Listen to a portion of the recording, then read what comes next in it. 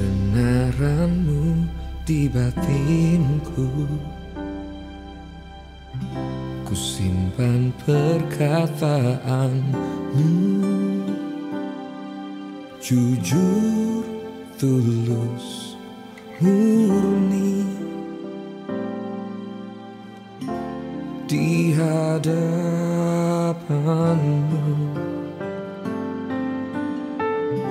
Tak ada selubung kau dapati di dalamku, dan hatiku terbuka untuk kau selidiki selalu.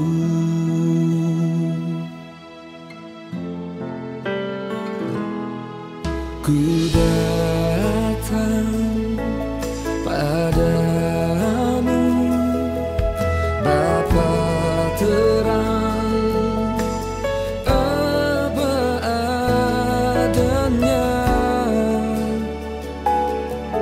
tiada yang ku sembunyikan.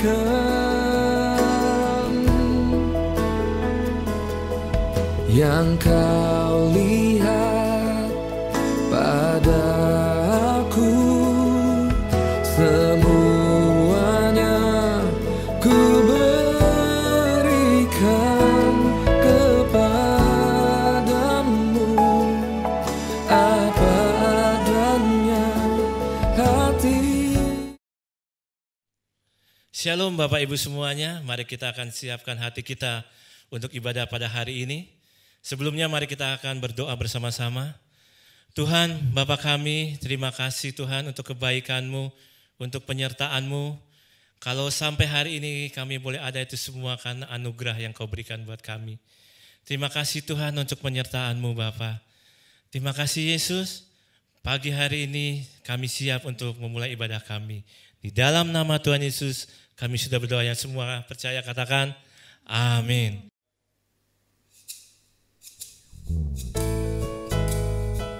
Mari saudara, kita akan nyanyikan lagu ini. Dia baik, Allah itu baik. Terima kasih Bapa, Engkau sungguh baik buat kami semuanya. Allah itu baik, sungguh baik bagiku. Ditunjukkannya kasih setianya, yang menyediakan yang ku perlukan, menyatakan kebaikan, menyatakan kebaikan, menyatakan kebaikannya padaku. Allah itu baik. Terima kasih Yesus.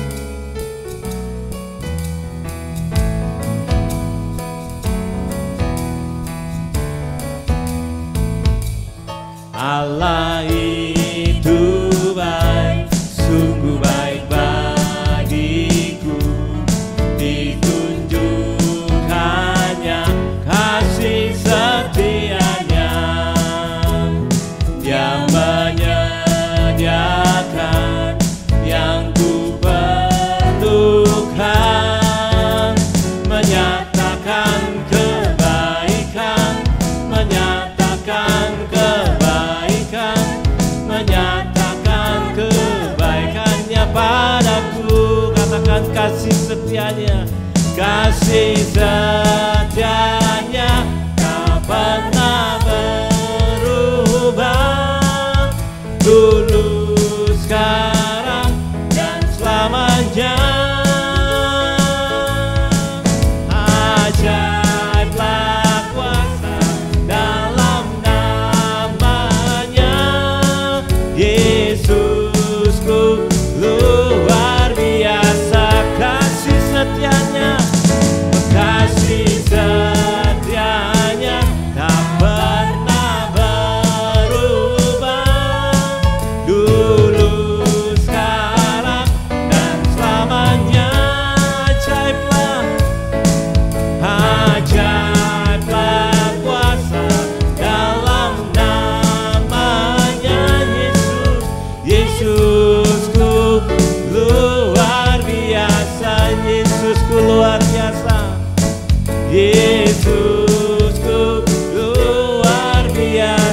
Katakan sekali lagi, Yesusku luar biasa. Yesusku luar biasa. Amin.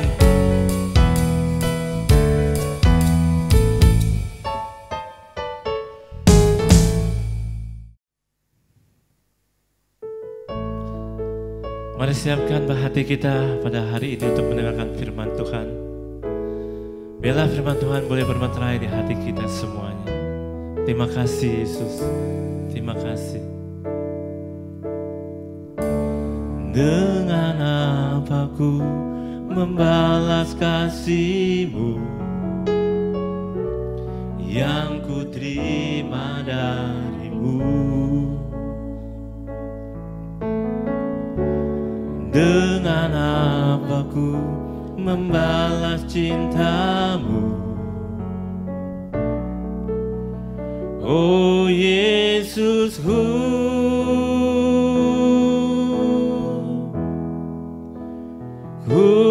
mau selalu bersyukur,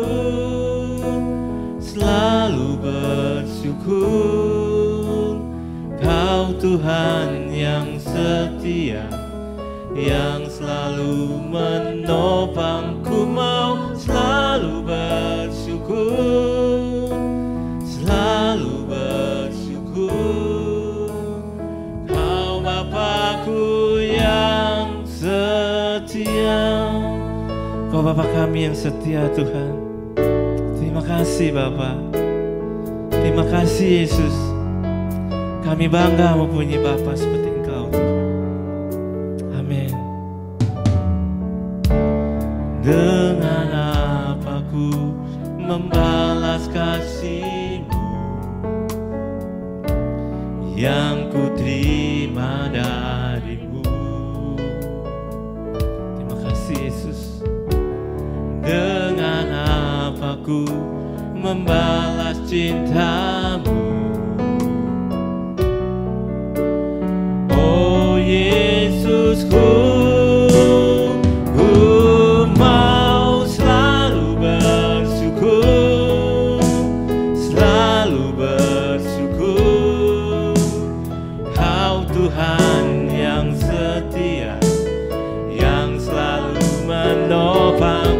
Ku mau selalu bersyukur, selalu bersyukur, Kau Bapa-Ku yang setia. Ku mau selalu bersyukur, oh selalu bersyukur, selalu bersyukur, Kau Tuhan yang setia, yang selalu menopang. Ku mau selalu bersyukur, selalu bersyukur, Kau Bapa-Ku yang setia. Mari kita sembah Dia. Oh, terima kasih, Kau sungguh baik Tuhan. Oh, terima kasih Yesus, Kau sungguh baik Tuhan. Kau teramat baik. Terima kasih buat kasih-Mu, buat penyertaan-Mu Tuhan. Kami bersyukur kepada-Mu, oh Yesusku.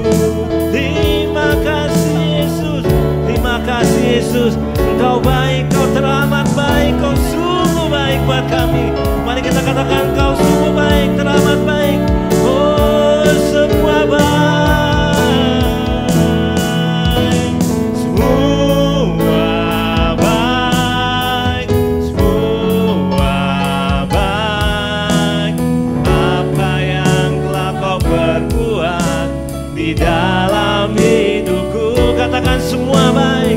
Semua baik, sungguh teramat baik.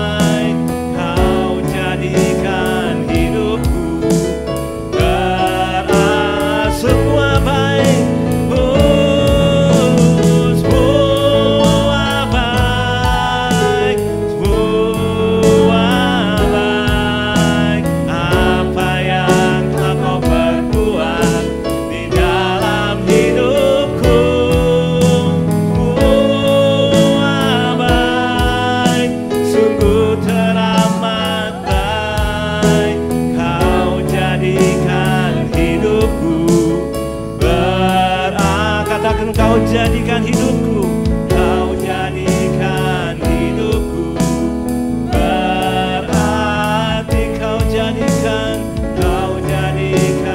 hidupku berarti.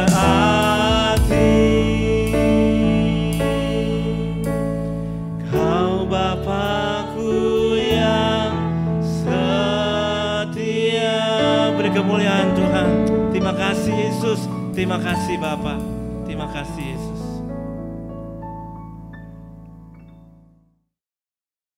Shalom saudaraku, selamat beribadah. Salam sehat selalu.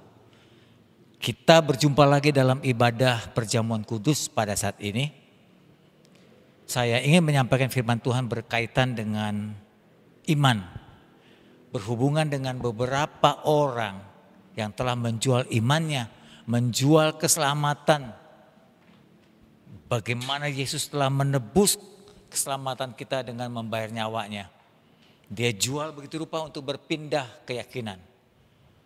Orang-orang seperti ini tidak memahami betapa mahalnya, bahkan sangat mahal pengorbanan Kristus. Oleh sebab itu saya coba menjelaskan kepada saudara agar saudara tidak mengikuti contoh yang tidak baik ini. Mari kita tunduk kepala lebih dahulu, kita berdoa untuk firman Tuhan. Bapa Surgawi, kami telah memuliakan Engkau, memuji-muji nama-Mu, karena seluruh kebaikan-Mu yang tiada hentinya.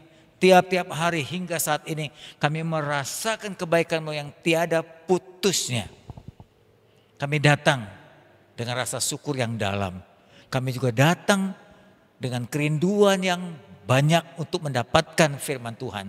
Kerinduan yang sangat untuk dapat pengajaran firman Tuhan. Supaya kami makin bertambah-tambah memahami dan mengenal Engkau ya Tuhan Juru Selamat kami.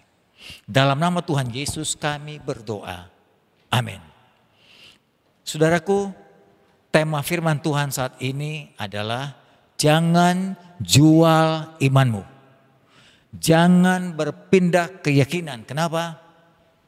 Karena keselamatan engkau dapat percaya Yesus bukanlah jerih lelahmu, bukan hasil usahamu.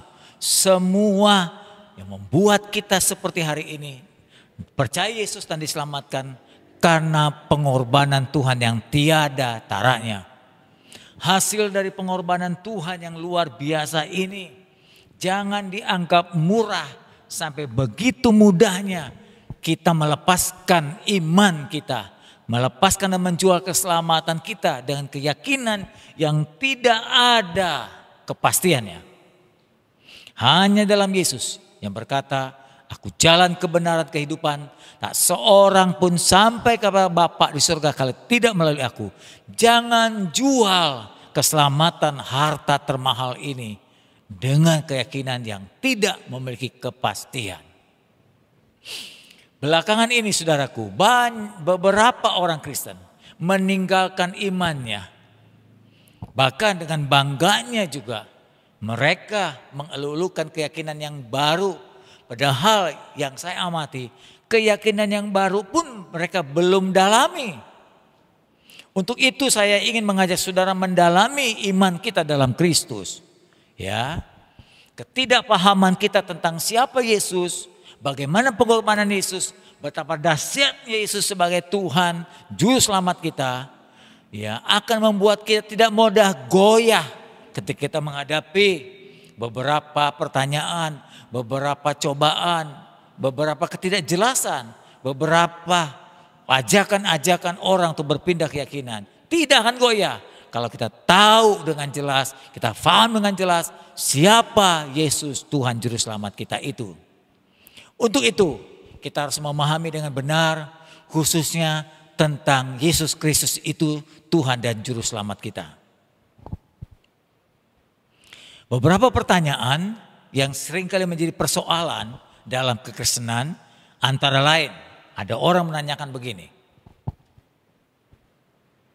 Mengapa Allah kita, Allah orang Kristen ada tiga? Ada Allah Bapa, ada Allah Anak, ada Allah Roh Kudus. Pertanyaan yang kedua, mengapa Yesus yang sebetulnya manusia dijadikan Tuhan? Jika Yesus itu Tuhan, yang ketiga, mengapa dia dapat mati? Yang keempat, benarkah Tuhan orang Kristen mempunyai anak atau beranak? Yang kelima, karena kita umat minoritas sedikit, ya jadi kita nggak begitu berharga. Kita merasa minder, kita merasa kalah. Betulkah Kristen itu minoritas? Lalu yang keenam, dengan pindah agama atau pindah iman, kita untuk aman mencari nafkah. Katanya kalau kita pindah iman, ya orang-orang tertentu atau kelompok tertentu memberi kesempatan kita mencari nafkah dengan mudah. Yang ketujuh, dengan pindah iman, pindah agama, kita akan dapat dijodohkan atau mudah mendapatkan jodoh. Yang kedelapan, penjelasannya. Saya memberikan penjelasan kepada saudara satu persatu dari pertanyaan tadi. Pertanyaan pertama, apakah benar Allahnya orang Kristen 3? Ya. Alkitab tidak pernah menyatakan atau menuliskan Allah orang Kristen atau Allah yang kita sembah adalah 3. Tapi Alkitab menampilkan Allah itu Esa dalam 3 pribadi. Menampilkan.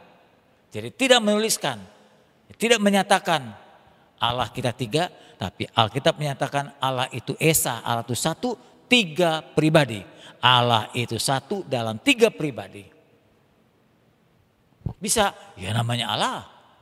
Allah itu Esa, di dalam perjanjian lama dituliskan Ulangan pasal 6 ayat 4. Dengarlah hai orang Israel, Tuhan Allah kita itu Tuhan yang Esa.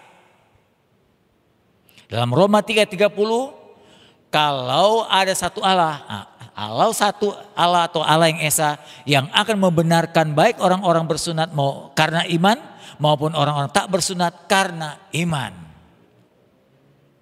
Roma 10:12 mengatakan sebab tidak ada perbedaan antara orang Yahudi dan orang Yunani karena Allah yang Esa itu adalah Tuhan dari semua orang, kaya bagi semua orang yang berseru kepadanya. Galatia 3:20 mengatakan seorang pengantara bukan hanya memiliki satu orang saja, sedangkan Allah kita adalah satu atau Esa. Allah yang Esa itu diperjelas di dalam perjanjian lama khususnya, di perjanjian baru dalam 3 pribadi.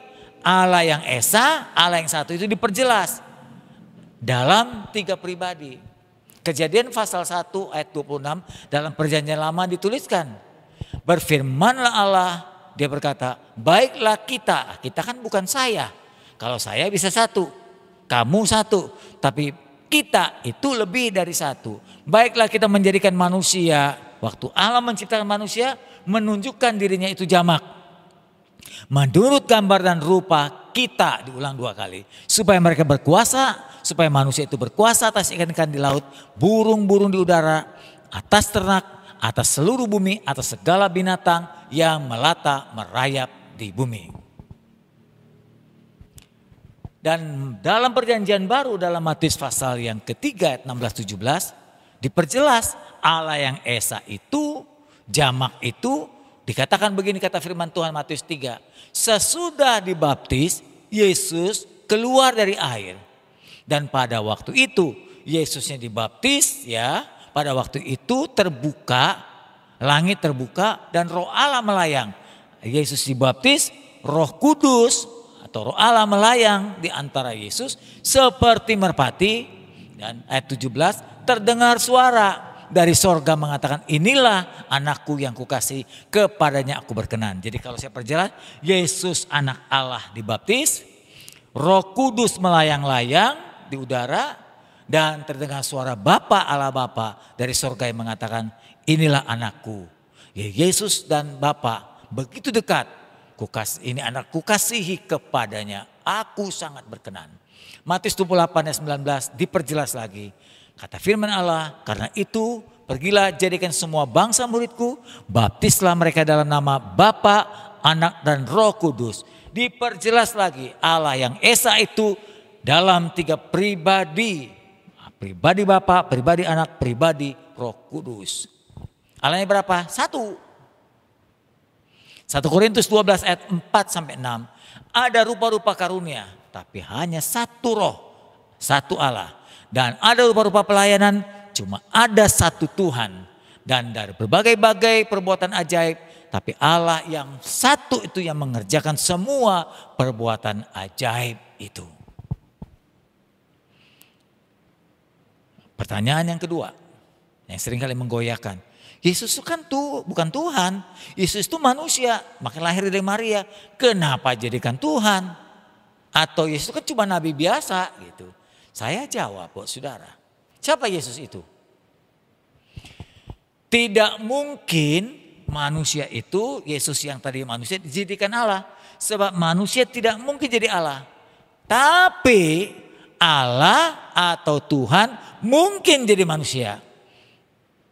Saya ulang lagi, tidak mungkin manusia jadi Allah. Tapi mungkin Allah jadi manusia. Yesus adalah Tuhan. Yesus adalah Allah yang menjadi manusia. Firman Tuhan katakan dalam Yohanes 1 ayat 1 dan 14. Pada mulanya Yesus itu Allah firman. Allah firman itu bersama-sama dengan Allah. Dan Allah firman itu Allah sendiri. Yohanes 1 ayat 14. Firman itu telah menjadi manusia. Dan diam di antara kita. Dan kita telah melihat kemuliaannya. Kemuliaan diberikan kepadanya sebagai anak tunggal Bapa. Penuh dan kasih karunia dan kebenaran. Yang tadinya Allah firman menjadi manusia. Mungkin saja karena Allah maha kuasa. Yesus sebelum jadi manusia. Dia apa? Di mana dia? Jadi apa dia? Yesus sebelum jadi manusia. Yesus sebelum dilahirkan. Dia telah ada, atau dengan kata lain, Yesus telah ada sebelum jadi manusia. Yohanes 8 ayat 58 mengatakan, kata Yesus kepada mereka, aku berkata kepadamu, sesungguhnya sebelum Abraham ada, sebelum Abraham jadi, aku telah ada, kata Yesus. Di mana dia? Ya tentu di sorga. Yesus asalnya dari sorga. Ya, Yesus bukan hanya manusia biasa nih. Kalau tinggal di sorga atau asal di sorga bukan manusia biasa. Yohanes 3 ayat 13 dan 31. Tidak ada seorang pun yang telah naik ke sorga selain dari Yesus yang sudah turun dari sorga. Yaitu anak manusia. Ayat 31. Siapa yang datang dari atas dari sorga adalah di atas semuanya. Siapa yang berasal dari bumi termasuk pada bumi dan berkata dalam bahasa bumi, siapa yang datang dari surga adalah di atas semuanya. Ketiga, Yesus bukan hanya berasal dari surga, Yesus adalah Allah dan Yesus adalah pencipta alam semesta ini. Yohanes 1 ayat 3, segala sesuatu yang pernah ada di bumi dijadikan oleh Dia. Jadi bukan cuma Allah Bapa yang menciptakan, Yesus pun ikut menciptakan. Oleh Dia, tanpa Yesus tidak ada sesuatu pun yang pernah jadi dari segala yang pernah dijadikan. Ibrani 1 ayat 2 mengatakan, pada zaman akhir Allah telah berbicara kepada kita melalui perantara anaknya yang telah ditetapkan sebagai orang yang berhak atau ditetapkan sebagai oknum yang berhak menerima segala sesuatu. Oleh Dia Allah telah menjadikan alam semesta. Jadi Yesus itu adalah pencipta. Keempat, Yesus itu menyatu dengan Allah. Yesus itu manunggal dengan Allah. Dengan tegas dan pendek saja kalimatnya. Yohanes 10 ayat 30 mengatakan, aku dan Bapa, aku dan Allah adalah satu. Jadi lihat aku sama dengan lihat Bapa. Lihat Bapa sama dalam aku. Yesus sama mulianya, tidak lebih rendah mulianya, tidak lebih tinggi, dia sama mulia dengan Allah. Yohanes 17 ayat 5 mengatakan, oleh sebab itu ya Bapa, dipermuliakanlah aku padamu sendiri dengan kemuliaan yang kumiliki, kata Yesus, di hadiratmu sebelum dunia ada. Yesus bukan hanya sama mulianya, setara dengan Allah. Setara dengan Allah. Filipi 2 ayat 6 mengatakan, walaupun dalam rupa Allah, jadi walaupun Yesus itu rupa Allah, dia tidak anggap setara dengan Allah karena rendah hati ingin menjadi manusia itu ya. Dalam konteks Filipi ini dia mau melepaskan kealahannya untuk jadi manusia. Betapa rendah hatinya padahal dia serupa setara dengan Allah sebagai milik yang harus dipertahankannya. Dalam kemanusiaannya ia tetap Allah yang sempurna. Dalam kemanusiaan Yesus tetap Allah yang sempurna, tidak kurang sedikit pun. Kolose pasal 2 ayat 9. Sebab di dalam Yesus berdiam secara jasmani seluruh kepenuhan kesempurnaan Allah. Yesus bukan manusia biasa. Yesus langsung dijawab adalah Allah. Jadi bukan manusia dijadikan Allah, memang dari dulunya sudah Allah. Dari awalnya Allah. Yohanes 1 ayat 1, pada mulanya Yesus adalah firman. Firman itu bersama dengan Allah dan firman itu adalah Allah. Untuk apa tujuan Yesus menjadi manusia? Kalau dia sudah jadi Allah, kenapa harus jadi manusia? Nah itu mesti ditanyakan. Kenapa Allah yang maha mulia mau turun jadi manusia? Satu, supaya manusia kita yang fana, yang bodoh ini, yang tidak banyak tahu, menjadi kenal jelas Allah itu seperti apa. Satu-satunya yang saya tahu Allah yang paling jelas dalam berkekristenan adalah Yesus. Yang lain samar-samar, kira-kira hanya akbar, hanya besar, maha kuasa, tapi tak pernah jelas. Allah yang jelas adalah ketika Allah menjadi manusia dalam Yesus. Jelas sekali. Yohanes 1 ayat 18 mengatakan begitu. Tak seorang pun pernah melihat Allah. Tetapi anak tunggal Allah Yesus Kristus itu yang ada di pangkuan Bapa, dialah yang menyatakan kealahan.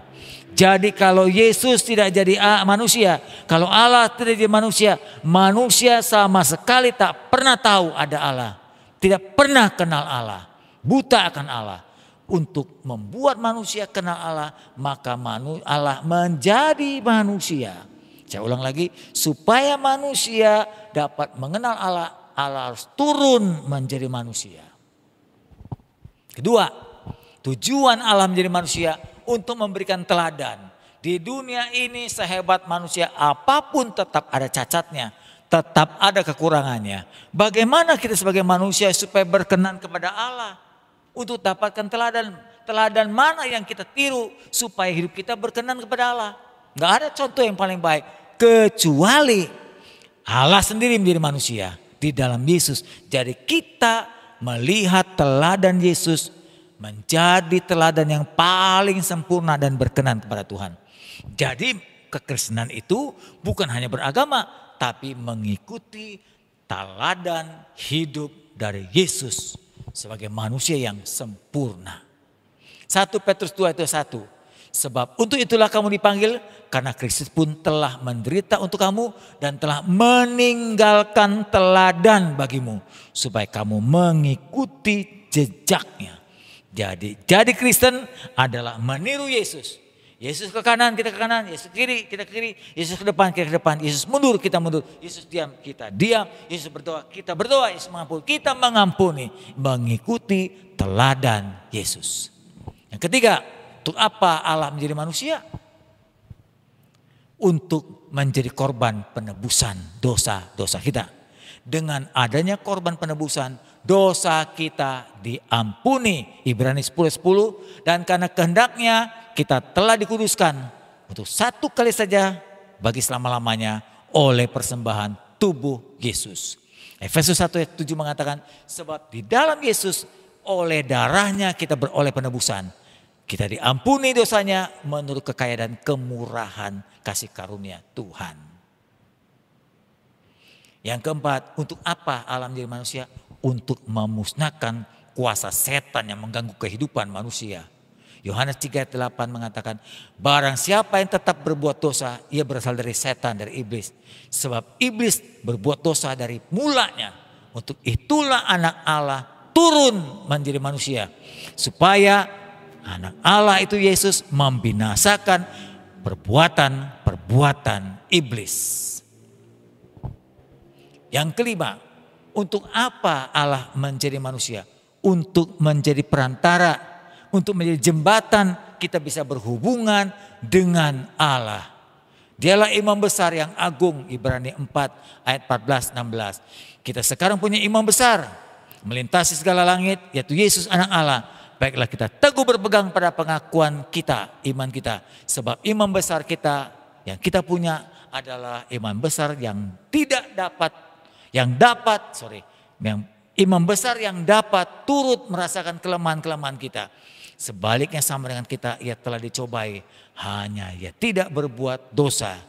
Sebab itu marilah kita dengan penuh keberanian menghampiri tahta karunia Allah, supaya kita mendapat rahmat dan menemukan kasih karunia untuk mendapat pertolongan pada waktunya. Dia jadi imam besar kita dan dia mengerti keadaan kita. Dia faham, dia empati sekali dengan segala kelemahan, namun dia tidak berbuat dosa. Yang keenam, untuk apa Allah menjadi manusia? Untuk menjadi hakim. Hakim yang penuh dengan syarat. Dia adil, dia tulus, dia jujur, dia tidak bisa disogok, dia sangat maha bijaksana. Lalu pertanyaan yang ketiga, kalau dia Tuhan, Yesus Tuhan, mengapa dapat mati? Sebenarnya Tuhan tidak dapat mati. Tuhan tidak bisa mati karena Tuhan itu kekal. Tapi Yesus adalah Tuhan yang menjadi manusia. Manusia berapa persen? 100%. Jadi karena 100% dia sama dengan kita. Kalau kita bisa mati, Yesus pun harus bisa mati. Untuk apa dia mati? Nah, ya karena dosa yang dibuat oleh kita manusia itu menuntut kematian. Maka Yesus menggantikan kematian kita. Supaya kita tidak mengalami kematian kekal. Maka Yesus menggantikan kematiannya di kayu salib.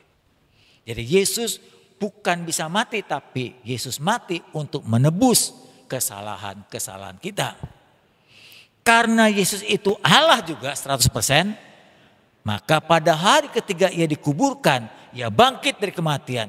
Tidak ada satu nabi pun di kolong langit ini yang bangkit dari kematian kecuali Yesus. Pertanyaan yang berikutnya, kenapa? Apakah betul Tuhan memiliki anak? Kalau Tuhan sempurna, kenapa jadi beranak? Kok ada anak Tuhan? Gitu ya. Istilah-istilah ini harus saya jelaskan. Saudaraku, jangan menggambarkan tentang kehidupan Allah, keberadaan Allah seperti kehidupan manusia. Sangat jauh berbeda. Karena Allah itu hidup dalam dunia supernatural. Sementara kita natural. Kita hidup secara alami. Makan, minum, tidur dan seterusnya. Allah nggak perlu makan bisa hidup. Allah nggak bisa tidur tetap sehat. Berbeda kehidupan kita. Allah tidak digambarkan secara biologis. Karena Allah sempurna. Jadi Allah nggak punya bapak, nggak punya ibu, nggak bukan begitu. Sama seperti kita manusia. Punya bapak, punya ibu, dan ibu kita melahirkan kita. Allah tidak seperti itu. Kenapa ada istilah anak Allah? Saudaraku, adanya Allah Bapa, Anak dan Roh Kudus memang sulit dipahami secara sempurna. Ya. Tapi saya ingin jelaskan istilah anak Allah tadi. Pernyataan anak Allah itu menyatakan betapa dekatnya Yesus dengan Bapa. Karena kedekatan itulah maka dia dipanggil sebagai anak Allah. Bukan berarti Allah beranak. Kalau saya sebutkan begini, anak kunci. Nah kuncinya nggak beranak. Anak sungai. Sungainya nggak ke rumah sakit bersalin. Nggak beranak. Anak jalanan. Jalanan nggak beranak. Anak Medan. Bukan kota Medan beranak. Ya, anak kota bukan kotanya beranak. Istilah-istilah betapa ia dekat dengan anak, dengan kota itu, dengan Medan itu, dengan jalanan itu. Ya kalau disebut anak jalanan, dia sehari-hari hidup di jalanan. Dekat sekali dengan kehidupan jalanan. Anak sungai, dia nempel dengan pusat sungai.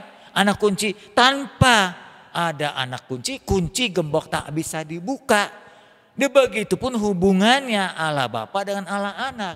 Begitu dekatnya mereka menyatu dan manunggal. Benarkah orang Kristen minoritas? Ya mungkin saja di Indonesia Kristen masih minoritas. Tetapi minoritas di satu daerah belum tentu minoritas di daerah lain. Contoh umpamanya di Manado orang Kristen lebih banyak. Ya. Di Israel mungkin orang Yahudi lebih banyak. Orang Kristen lebih banyak dibanding agama lain. Tapi sebaliknya di Thailand orang beragama Buddha Hindu lebih banyak daripada agama Kristen.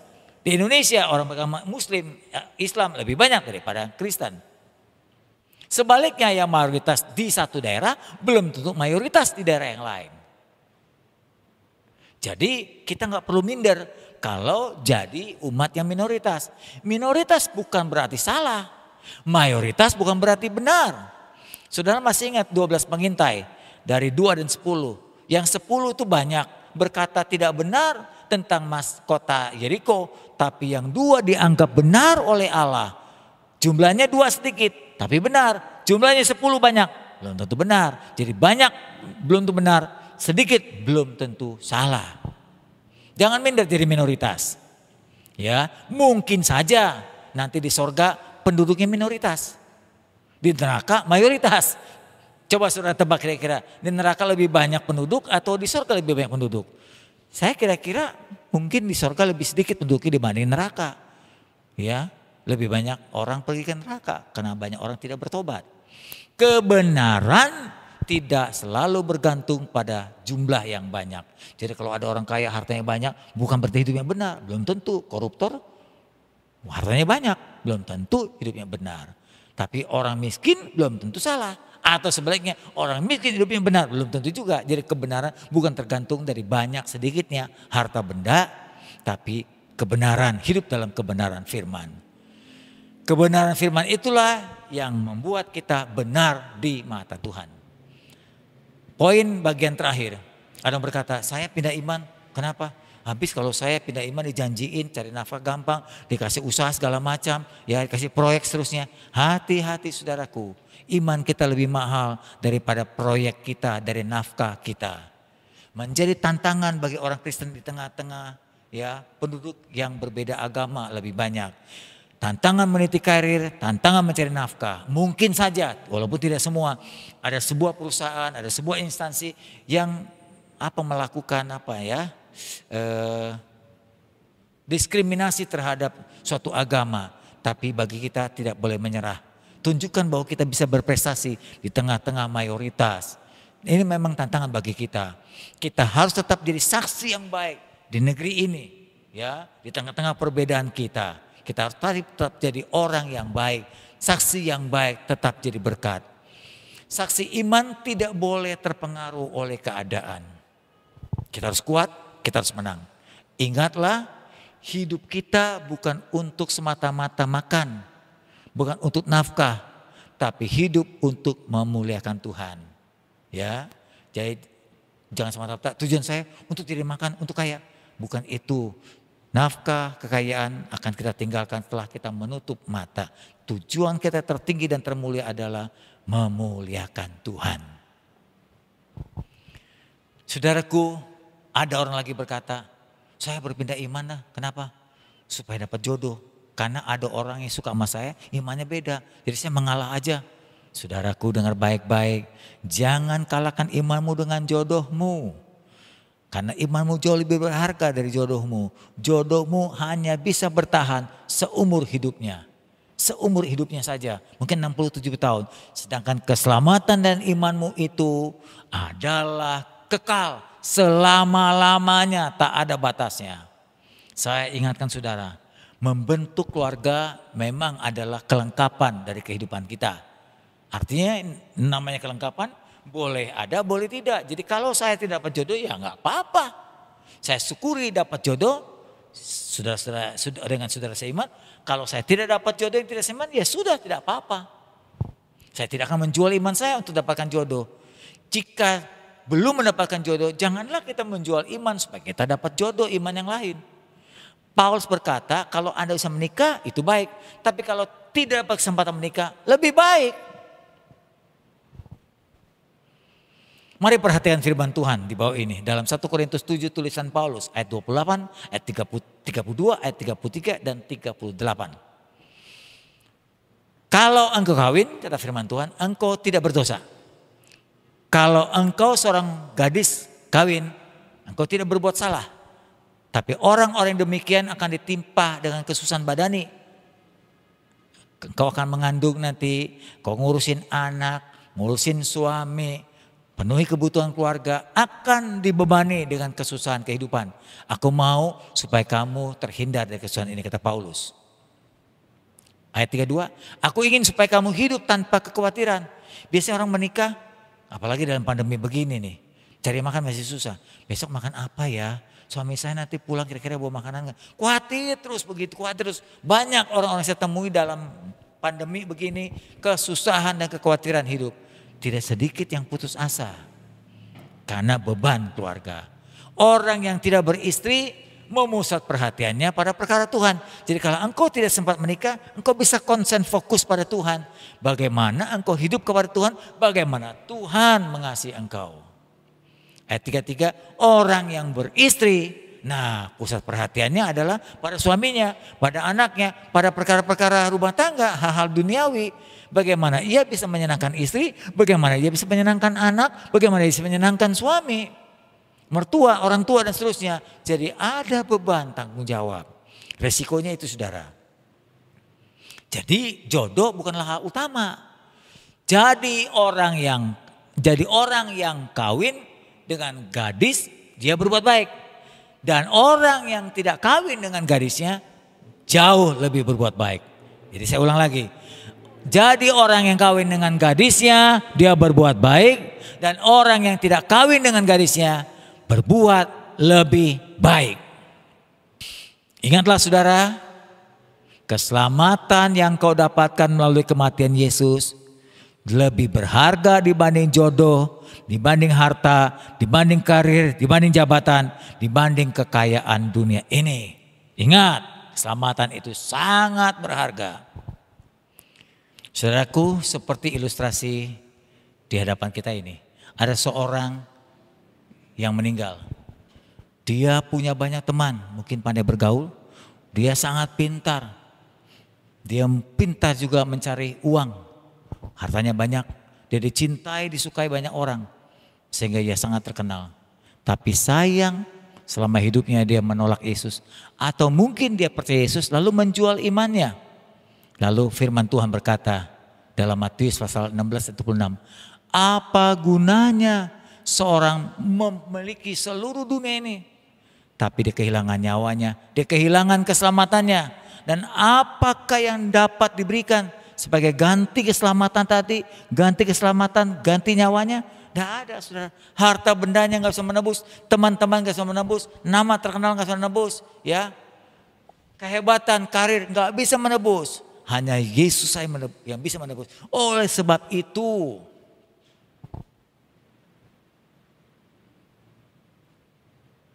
belajar kita pahami siapa Yesus itu. Kalau kita mengerti betapa mahalnya penebusan Tuhan, kita tidak akan mudah menjual iman kita, tidak akan mudah kita berpindah iman, bahkan tidak akan mungkin kita berpindah iman. Yesus itu penebus kita satu-satunya, seperti firman Tuhan Yohanes 14 ayat 6.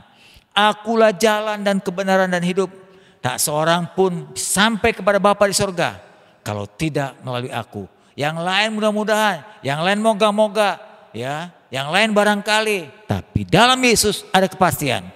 Hanya melalui Yesus kita dapat berjumpa dan menemui Allah di surga. Kisah Rasul pasal 4:12 mengatakan keselamatan tidak ada di dalam siapapun, dalam nabi manapun juga selain di dalam Yesus. Di bawah kolong langit ini di bumi tidak ada nama lain selain nama Yesus yang diberikan kepada manusia yang oleh Yesus kita dapat diselamatkan. Saudaraku, demikianlah firman Tuhan. Saya berharap keselamatan yang saudara sudah terima jangan dilepas, jangan dijual, jangan ditukar, jangan berpindah agama hanya demi jodoh, demi harta, ya, demi lain-lainnya. Terlalu mahal kita menerima penebusan Kristus. Saudaraku, kita akan berdoa untuk firman Tuhan dan untuk perjamuan kudusnya. Mari kita tunduk kepala. Bapa, kami telah terima Yesus sebagai Tuhan dan Juru Selamat kami. Kami faham apa yang dijelaskan saat ini. Bahwa harta termahal dalam kehidupan ini adalah menerima Engkau sebagai Tuhan dan Juru Selamat, penebus dosa kami. Sebab harta dunia, kejayaan, kemuliaan, kekayaan dunia ini tidak bisa menebus dosa kami. Bahkan setelah kami menutup mata, semua harta benda, kemuliaan, kekayaan dunia akan ditinggalkan. Kami akan menghadap Allah untuk mempertanggungjawabkan keselamatan yang telah diberikan kepada kami. Maka iman kami bahwa kami telah ditebus dosa kami melalui pengorbanan Tuhan, kematian Tuhan, tidak akan pernah kami tukarkan. Kami tidak akan mungkin berpindah keyakinan, karena Yesus adalah satu-satunya Tuhan dan Juru Selamat kami. Terima kasih Tuhan. Sebentar kami akan menikmati perjamuan-Mu. Berkatilah perjamuan ini Tuhan untuk meneguhkan iman kami, untuk memantapkan perjalanan iman kami ke depan. Buat kami makin kokoh, makin dewasa, makin paham, makin mengerti, supaya kami pun bisa membagikan pengertian kami tentang Yesus kepada orang lain. Dalam nama-Mu Tuhan Yesus kami sudah berdoa. Amin. Mari siapkan perjamuan kudus saudara, roti dan anggur. Saudaraku, roti sudah dibagikan oleh pekerja kepada saudara. Jika saudara tidak mendapatkan hostia seperti ini, saudara bisa memotong roti tawar kecil-kecil. Jika saudara tidak mendapatkan anggur seperti ini, saudara bisa gunakan Fanta anggur untuk sebagai penggantinya. Mari kita siapkan perjamuan Tuhan.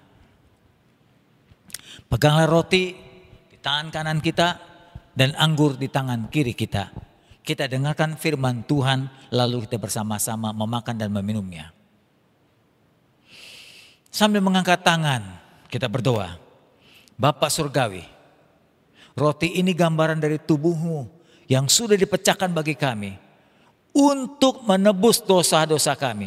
Sebab tidak ada satu manusia pun mampu, bisa, dapat, cukup menebus kesalahan dengan perbuatan-perbuatannya. Kami bersyukur menerima Engkau. Kami bersyukur beriman mempercayai Engkau sebagai Tuhan, Juru Selamat dan penebus dosa kami. Dalam nama Yesus kami terima berkat-Mu. Dengarkan firman Tuhan. Firman-Nya berkata, apa yang telah kuteruskan ini kepadamu, aku terima dari Yesus, dari Tuhan kami, pada waktu Tuhan kami diserahkan. Yesus mengambil roti, sesudah itu dia mengucap syukur atas roti ini, dia memecah-mecahkannya, dia berkata, inilah tubuhku yang diserahkan bagi kamu sekalian, perbuatlah ini untuk memperingatkan akan aku, memperingatkan pengorbananku. Kita makan bersama-sama dalam nama Tuhan Yesus.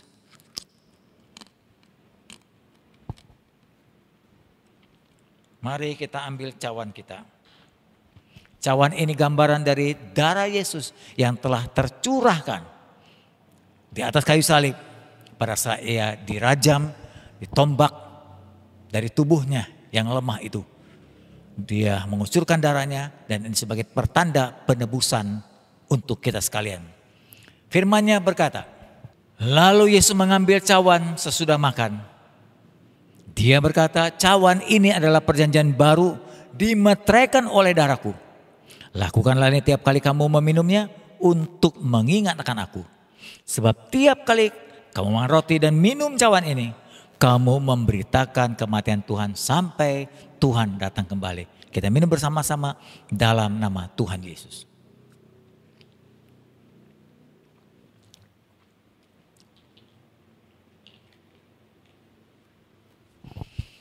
Mari kita berdoa. Tuhan, kami telah diteguhkan bahwa dosa kami telah diampuni. Perjamuan ini mengingatkan kami akan pengorbanan-Mu dan penebusan-Mu. Kami percaya bahwa dosa kami telah diampuni. Kami telah bersih dari kesalahan kami. Terima kasih Tuhan. Dalam perjamuan-Mu ini juga, dalam penebusan-Mu, penyakit kami disembuhkan. Firman-Mu berkata, oleh bilur-Mu sakit kami sembuhkan. Yang kena COVID disembuhkan. Yang sakit jantung disembuhkan. Yang sakit darah tinggi disembuhkan. Yang sakit diabetes. Dan akan penyakit lain, kelemahan-kelemahan tubuh disembuhkan oleh Tuhan. Oleh darah-Mu sakit kami telah disembuhkan. Dengan pengorbananmu juga Engkau telah membuka jalan, membuka berkat-Mu, membuka kemurahan-Mu, membuka rahmat-Mu, kasih karunia-Mu turun atas kami sekalian. Biarlah jerilah kami Engkau berkati sehingga dapat mencukupkan kehidupan kami. Masalah-masalah kami dapat diatasi dan menemukan solusinya. Berkati setiap buah tangan anak-anak-Mu Tuhan. Sebagai dokter, sebagai arsitek, sebagai pemborong, sebagai pengusaha, sebagai pekerja, sebagai pegawai, sebagai guru dan sebagai apapun yang kami kerjakan dapat berhasil. Terima kasih Tuhan. Sekarang saatnya kami akan berpisah dan menyelesaikan ibadah kami. Jemaat Tuhan boleh berdiri bersama-sama. Angkatlah kedua tanganmu dan terimalah berkat Tuhan. Kiranya kasih Bapa dan cinta Tuhan Yesus, kekuatan perlindungan Roh Kudus ada selalu bersama kami hari ini, besok, lusa, minggu depan, dan sampai selama-lamanya. Haleluya. Amin. Tuhan berkati. Yang kau lihat pada